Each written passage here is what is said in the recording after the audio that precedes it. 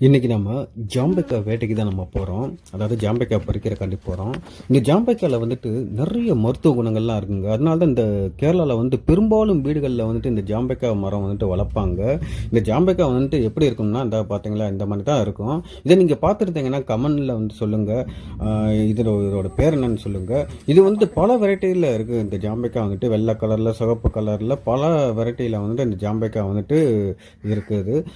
இது ரொம்ப நல்லா டேஸ்ட்டாக இருக்கும் நண்பர்களே. இதை எப்படி சாப்பிடணும்னு நான் சொல்கிறேன். கொஞ்சமாக உப்பு போட்டுக்கோங்க.